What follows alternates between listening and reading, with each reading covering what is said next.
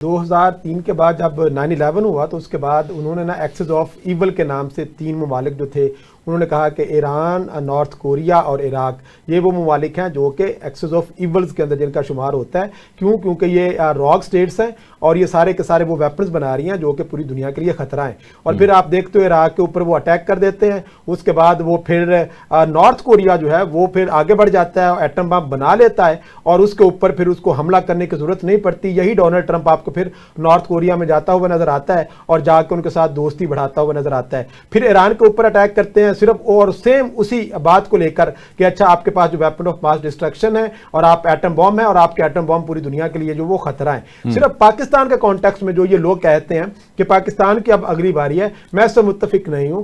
देखिए जो भी मुल्क जिसके पास एटम बॉम्ब है, it is not easy for any super power in the world.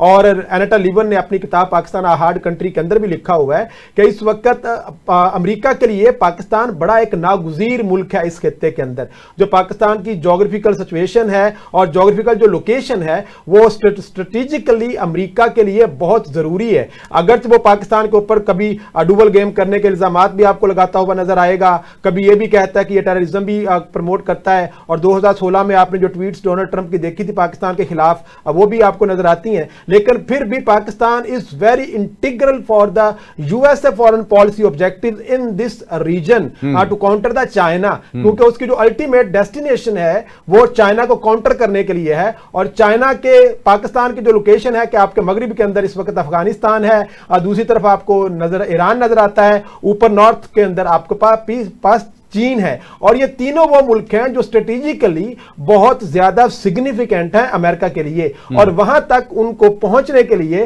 Pakistan जैसे मुल्क के साथ हर कीमत पर बना के रखनी है। और अल्टीमेटली पाकिस्तान ने हमेशा से, और गुज़िश्ता 77 सालों की तारीख भी अगर आप यूएस से और पाकिस्तान के ताल्लुकात की उठा लें तो वहां पे आपको नजर आता है कि हर तरह के अप्स एंड डाउन आते रहे हैं रिलेशनशिप के अंदर। लेकिन फिर भी अमेरिका कभी भी पाकिस्तान को इस तरीके से छोड़ नहीं देता कि अच्छा अब हम आपको छोड़ के इंडिया की तरफ जाएंगे। हाँ, इंडिया के साथ बहुत अच्छे ताल्लुकात होते हुए भी उनको वो ये कहता है कि ठीक है आप हमारे साथ स्ट्रेटेजिकल अलाय, हमारा पाकिस्तान ही है खित्ते के अंदर, लेकिन इंडिया के साथ हम कोऑपरेशन कर रहे हैं, ट्रेड भी कर रहे हैं, ठीक है, स्ट्रेटेजिक आपके साथ कोऑपरेशन भी जारी है। तो ये कहना कि पाकिस्तान की अगली बारी है तो ये बिल्कुल भी पूरी दुनिया में ये एक तरह से एक्सेप्टेबल नहीं है जी। अपना कल जाफर साहब, ये बात तो दुरुस्त है कि पाकिस्तान कोई गाजर मूली की तरह या उसको कोई तरने वाला मत समझे।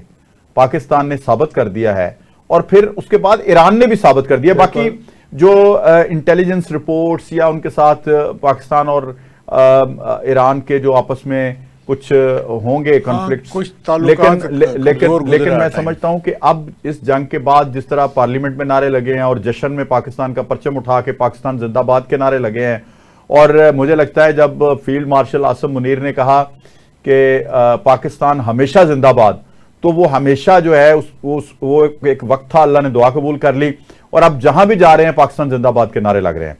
तो अब मुझे बताएं पाकिस्तान की जो पोजीशन है, जिस तरह ईरान का करीब आना, इस जंग से 2-3 नताइज निकले हैं।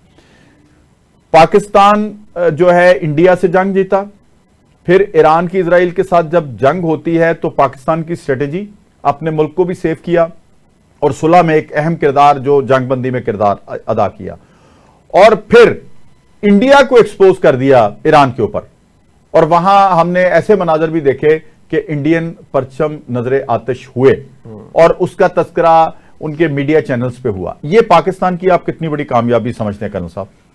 देखें, इससे जो आपने बात की ना इंडिया की इंटरफेरेंस जो रही है थ्रू ईरान पाकिस्तान के अंदर रही, ये काफ़ी लंबा टाइम है, बहुत टफ टाइम गुजरा पाकिस्तान के ऊपर। और ये गाहे बागाहे हमारी जो भी गवर्नमेंट लेवल पे बातचीत होती थी उनके साथ, उसमें ये बताया जाता था उन्हें, लेकिन वो इंडिया के ज़ेर असर इतने ज़्यादा थे कि उन्होंने इसको हमेशा इग्नोर किया, पाकिस्तान के इंटरेस्ट को।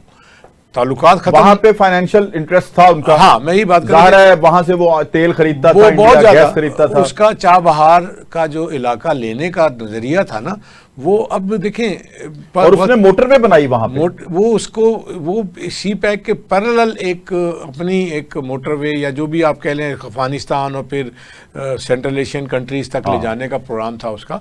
उसकी वजह से जो इन्वेस्टमेंट उसने की है इंडिया ने वहाँ पे, वो ईरान के ज़ाहिर है हालात पाबंदियों की वजह से ये जो माशी हालात है तो टाइट, लेकिन उनको आप ये क्रेडिट फिर भी देंगे कि उन्होंने जिस तरह से इन हालात के बावजूद अपनी टेक्निकली मिसाइल और ये और सब तरक्कियाँ की हैं, उसको उसी वजह से ये इसराइल के सामने खड़ा हो सका है और मुकाबला कर सका है।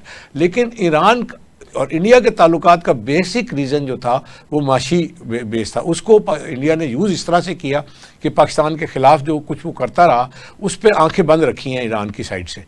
उसका नुकसान क्या और मुझे ये भी लगता है, मैं आपकी बात को आगे बढ़ाऊंगा कि अमेरिका की खामोशी इसलिए थी कि वहां मोसाद को पेनिट्रेट करने का बताता था मोदी जाके। मैं आपसे बात कर रहा हूं कि जो उसका नुकसान जो ईरान को हुआ वो ये हुआ कि मोसाद ने अब सारी चीज़ें अनफोल्ड होने के बाद अब समझ ये आ रहा है कि जिस वक्त ये इंडिया ने चाबहार और इसलिए में अपने कदम जमाए थे, साथ ही मोसाद भी आ गई हुई थी वहाँ पे, लेकिन उन्होंने उसको बिल्कुल ऐसे खामोशी से उसको आगे बढ़ाया कि किसी को नहीं पता नहीं, कान खबर नहीं होगी। लेकिन इसमें मैं इस पॉइंट पर जो ये मोसाद और रॉ का जो गठजोड़ था और जिसमें इन्होंने ईरान के अंदर अपना सारा नेटवर्क बनाया हर लेवल के ऊपर, इसमें मैं ईरान को नेगेटिव पॉइंट दूंगा कि उसकी इतनी ज़्यादा इंटेलिजेंस ने काम किए, बाकी सारे हर चीज़ पे किया, इधर से उसने आंखें बंद रखी, यानी कबूतर की तरह। हाँ, ये उसका एक नेगेटिव पॉइंट है।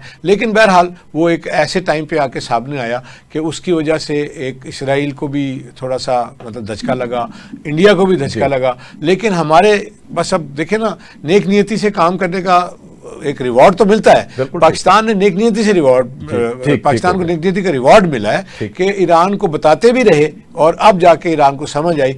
आपको एक मैं थोड़ा सा और जुमला ऐड करूंगा कि इसमें अफगानियों का बहुत बड़ा रोल रहा है वहाँ पे। आज भी मैं एक वीडियो देख रहा था, काफी सारे अफगानी उन्होंने पकड़े हैं और वो भी इसी तरह वो भी एजेंट थे।